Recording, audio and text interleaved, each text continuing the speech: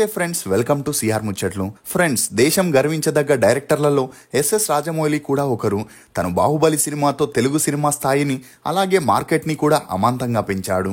అలా ఇతని సక్సెస్ వెనుక తన భార్య రమా గారి సహకారం, ప్రోత్సాహం ఉందని అతను ప్రతి ఇంటర్వ్యూలో చెప్తూనే ఉంటాడు. ఇక అలా ఆదర్శ దంపతులుగా ఉన్న వీరిపై రాజమౌళి స్నేహితుడైన ఉప్పలపాటి శ్రీనివాస్ ఆరోపిస్తూ ఒక సెల్ఫీ వీడియోని, లెటర్ని విడుదల చేయడంతో ఇప్పుడు ఈ న్యూస్ అన్ని చోట్ల వైరల్ అయింది. ఇక ఆ వీడియోలో రాజమౌళితో తనకి దాదాపు 34 ఏళ్ల స్నేహం ఉందని, అయితే తను ఒక అమ్మాయిని ప్రేమించాడని, అదే అమ్మాయిని రాజమౌళి కూడా ప్రేమించడంతో ఆ ముగ్గురి మధ్య ట్రయాంగిల్ లవ్ స్టోరీతో విభేదాలు మొదలయ్యాయని, దీంతో తనని సాక్రిఫైస్ చేయమని చెప్పడంతో కెరియర్ బిగినింగ్ లో వివాదాలు ఎందుకని ఆ అమ్మాయిని త్యాగం చేశాడని శ్రీనివాసరావు చెప్పుకొచ్చాడు. అంతేకాకుండా ఆ తర్వాత రాజమౌళితో కలిసి పనిచేస్తూ యమదొంగ సినిమాకి ఎగ్జిక్యూటివ్ ప్రొడ్యూసర్ గా కూడా వ్యవహరించాడని, ఇక అలా మాటల్లో ఒకసారి తమ ట్రయాంగిల్ లవ్ స్టోరీని సినిమా చేస్తానని శ్రీనివాసరావు రాజమౌళితో చెప్పగా, అతను అప్పటి నుండి తనని టార్చర్ పెడుతూ ఈ విషయం చెప్పకూడదని మానసికంగా వేధిస్తున్నాడని, తన 54 ఏళ్ల వయసులో ఈ టార్చర్ ని భరించలేకే ఈ లోకాన్ని వదిలి వెళ్లిపోతున్నట్లు చెబుతూ తన మరణ వాంగ్మూలాన్ని పోలీసులు అంగీకరించి రాజమౌళిని మరియు రమా రాజమౌళిని అదుపులోకి తీసుకొని లై డిటెక్టర్ పరీక్షలని చేయాలని, అప్పుడే నిజానిజాలు బయటికి వస్తాయని చెప్పడంతో ఇప్పుడు ఈ వార్తలు అన్ని చోట్ల హల్చలవుతున్నాయి. రమా గారు తనకన్నా 4 ఏళ్లు చిన్నవాడైన రాజమౌళిని ఎందుకు పెళ్లి చేసుకోవాల్సి వచ్చింది? రమా గారు తన మొదటి భర్తకి ఎందుకు విడాకులు ఇచ్చారు? కీరవాణి గారి వల్లే రమా గారి జీవితం నాశనమైందా? శ్రీనివాసరావు మాటల్లో ఎంతవరకు నిజముంది అనే నమ్మలేని నిజాల్ని ఈ వీడియోలో చెప్పడానికి నేను ప్రయత్నిస్తాను. మీరు మాత్రం ఈ వీడియోని పూర్తిగా చూడండి.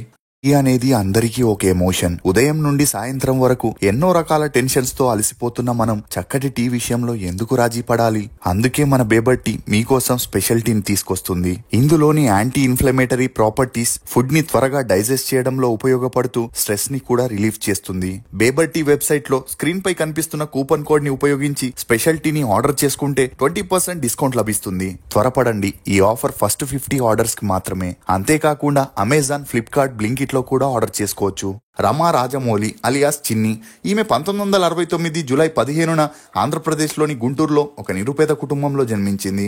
ఇక ఈమె తల్లిదండ్రులు ఇంట్లో పచ్చళ్ళు, తినుబండారాలని తయారు చేస్తూ ఇంటింటికి వెళ్లి అమ్మగా వచ్చిన డబ్బులతో తమ 2 కూతుర్లైన రమ, శ్రీవల్లిని పోషించేవారు. అలా అన్ని బాగానే సాగుతున్నప్పుడు తన తండ్రి అనారోగ్య బారిన పడి హఠాత్తుగా మరణించడంతో కుటుంబ బాధ్యతలన్నీ తల్లి మీదే పడ్డాయి.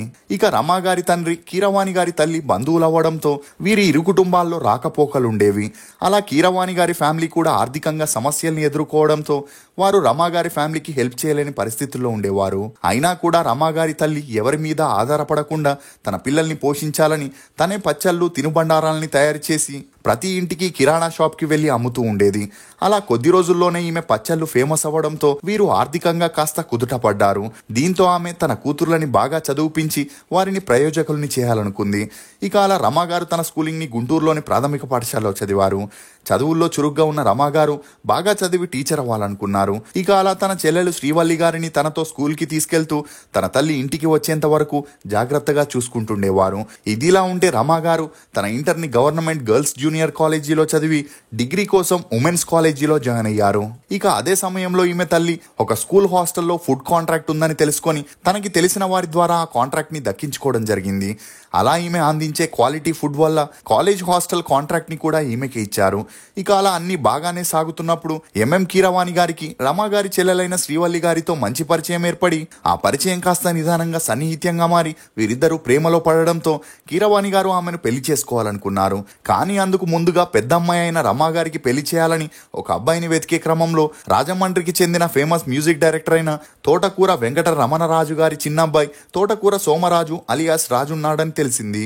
ఇక ఇతను మ్యూజిక్ డైరెక్టర్ కోటితో కలిసి రాజ్ కోటిగా చాలా మూవీస్ కి మ్యూజిక్ డైరెక్టర్ గా చేసి మంచి గుర్తింపును పొందారు.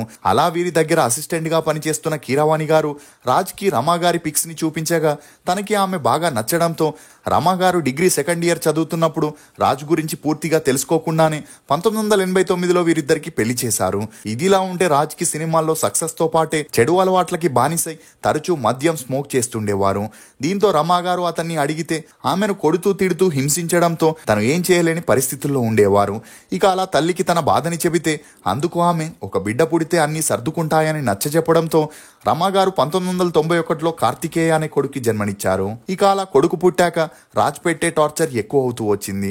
ఇదిలా ఉంటే కీరవాణి గారికి శ్రీవల్లి గారికి పెళ్ళై 2 కొడుకులు 1 కూతురు జన్మ జన్మించడంతో వారు హ్యాపీగా లైఫ్ ని లీడ్ చేస్తుండేవారు. కానీ రమాగారి భర్త రోజు తాగేసి ఇంటికి వచ్చి తనని కొడుతూ తిడుతూ హింసిస్తున్నాడనే విషయం కీరవాణి గారికి తెలియడంతో తన వల్లే రమాగారి జీవితం ఇలా అయిందని రమాగారిని తన ఇంటికి తీసుకెళ్లి ఆమెకి వసతిని కల్పించాడు.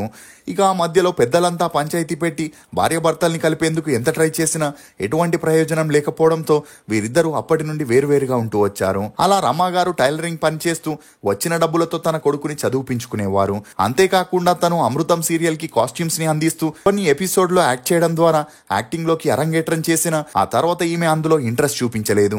ఇదిలా ఉంటే రాఘవేంద్రరావు గారి దగ్గర అసిస్టెంట్ డైరెక్టర్ గా పనిచేస్తున్న రాజమౌళి తన కజిన్ అయిన ఎంఎం కీరవాణి ఇంటికి తరచూ వెళ్తూ ఉండేవాడు. అలా ఈ క్రమంలోనే రమాగారి పరిస్థితిని తెలుసుకున్న రాజమౌళికి ఆమెతో పెరిగిన మంచి పరిచయం కారణంగా వీరిద్దరూ ప్రేమలో పడ్డారు. ఇక ఈ సమయంలోనే రాజమౌళి శాంతినివాసం అనే సీరియల్ ని చేయగా ఆ సీరియల్ కి రమాగారు కాస్ట్యూమ్స్ ని అందిస్తూ రాజమౌళికి సపోర్ట్ చేస్తుండేవారు. అలా వీరి రిలేషన్ గురించి రాజమౌళి కుటుంబంలో తెలిసి తనకన్నా 4 ఏళ్లు పెద్దయి ఉండి ఆల్రెడీ పెళ్ళైన ఆమెతో పెళ్ళొద్దని చెప్పిన కీరవాణి గారు మాత్రం తన వల్ల జరిగిన తప్పుని తనే సరిచేసుకోవాలని రాజమౌళి తల్లిదండ్రుల్ని ఒప్పించడంతో వారికి వేరే దారి లేక ఒప్పుకోవడం జరిగింది. దీంతో 2000 సంవత్సరంలో రమాగారు విడాకులకి అప్లై చేసి 6 నెలల్లోనే తన మొదటి భర్త నుండి విడాకులు తీసుకున్నారు. ఇక ఇదిలా ఉంటే శాంతినివాసం సీరియల్ నుండి మధ్యలోనే బయటికి వచ్చిన రాజమౌళి మూవీ ట్రయల్స్ ని చేసేటప్పుడు ఆ సీరియల్ ప్రొడ్యూసర్ తన గురువైన రాఘవేంద్రరావు గారు రాజమౌళికి స్టూడెంట్ నెంబర్ 1 మూవీని డైరెక్ట్ చేసే ఛాన్స్ ఇచ్చారు. అలా ఈ మూవీ షూటింగ్ జరిగేటప్పుడే రాజమౌళి రమాగారు 2001లో పెళ్లి చేసుకుని ఒకటయ్యారు.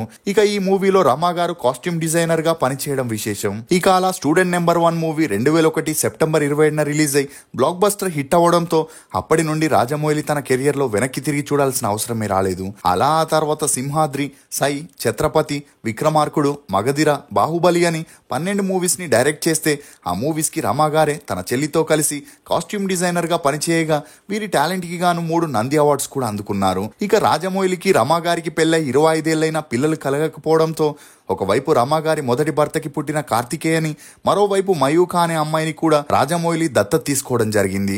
ఇదిలా ఉంటే తన దత్తత కొడుకు కార్తికేయని తన సినీ వారసుడిగా తీసుకురావాలని తన డైరెక్షన్ లో అసిస్టెంట్ డైరెక్టర్ గా ట్రైనింగ్ ఇస్తూ మరికొన్ని మూవీస్ కి ఎగ్జిక్యూటివ్ ప్రొడ్యూసర్ గా కూడా అపాయింట్ చేయడం జరిగింది. అంతేకాకుండా తనని సినిమాల్లో డైరెక్టర్ గా లాంచ్ చేసే ముందు తనకి పెళ్లి చేయాలని జగపతి బాబు అన్న కూతురైన పూజాతో 2018లో గ్రాండ్ గా పెళ్లి చేయడం జరిగింది. ఇక అలా అన్ని బాగానే సాగుతున్నప్పుడే ఉప్పలపాటి శ్రీనివాసరావు ఫిబ్రవరి 27న ఒక సెల్ఫీ వీడియోని రిలీజ్ చేస్తూ తనకి అన్యాయం జరిగిందని, రాజమౌళి వల్లే తన కెరియర్ నాశనమైందని, వారి వల్లే 54 ఏళ్ళైనా తను ఇంకా పెళ్లి చేసుకోలేదని చెబుతూ రాజమౌళి తను ఇండస్ట్రీలో ఎదగడం కోసం ఇతర దర్శకుల్ని తొక్కేయడానికి తాంత్రిక పూజలు చేస్తాడని, అందుకే నెంబర్ 1 డైరెక్టర్ అయ్యాడని చెప్పుకొచ్చాడు. ఇక అలా ఒకసారి శ్రీనివాసరావు రాజమౌళితో తమ ట్రయాంగిల్ లవ్ స్టోరీని మూవీగా చేస్తానని చెప్పడంతో అప్పటి నుండి తనని టార్చర్ చేస్తున్నాడని, ఆ టార్చర్ ని భరించలేకే తను ఈ లోకాన్ని వదిలి వెళ్లిపోతున్నట్లు చెప్పుకొచ్చాడు. దీంతో ఇతని వ్యాఖ్యలు ఇప్పుడు వైరల్ గా మారాయి.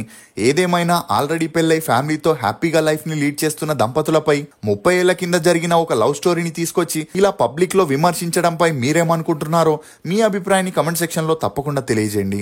మేము చేసిన ఈ వీడియో మీకు నచ్చినట్లయితే ఒక లైక్ ద్వారా మీ సపోర్ట్ ని మాకు తెలియజేయండి. For more interesting videos please subscribe to CR ముచ్చట్లు. Thank you.